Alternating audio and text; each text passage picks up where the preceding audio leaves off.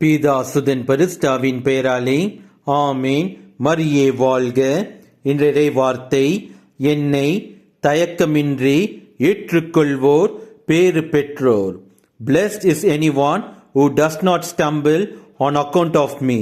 லூக்கா நற்செய்தி அதிகாரம் 7 வசனம் 23. யார் அந்த பேறு பெற்றோர் என்று நம் கடவுள் இயேசு கிறிஸ்து கூறுகின்றார். இறைவார்த்தையை கேட்பதிலும் வாசிப்பதிலும் தியானிப்பதிலும் மட்டும் நாம் இருந்தால் போதாது. நம் வாழ்க்கை செயலாக மாற வேண்டும். நம் வாழ்க்கை செயலாக மாறும்போது நம்முடைய வாழ்வு நிறைவானதாக மாறுகின்றது.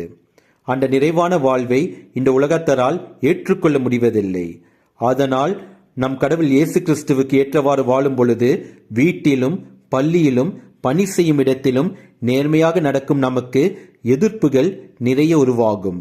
இந்த எதிர்ப்புகளினால் நம் கடவுள் இயேசு கிறிஸ்துவை விட்டு பிரியாமல் அவருடன் இணைந்து உறுதியாக வாழும்போது நாம் நம் கடவுள் இயேசு கிறிஸ்துவின் முன்பு பேறு பெற்றோர் ஆகுகின்றோம். இயேசுவுக்கே புகழ். மரியே வாழ்க. ஆமேன். தூக்கி எறியப்பட்ட என்னை வேண்டும் என்று சொல்லி சேர்த்து கொண்ட நல்ல நேசரே,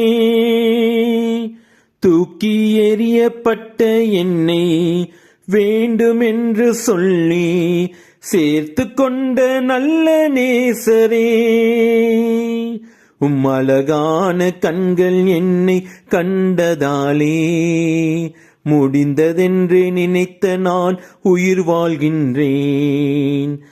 அழகான கண்கள் என்னை கண்டதாலே முடிந்ததென்று நினைத்த நான் உயிர் வாழ்கின்றேன்.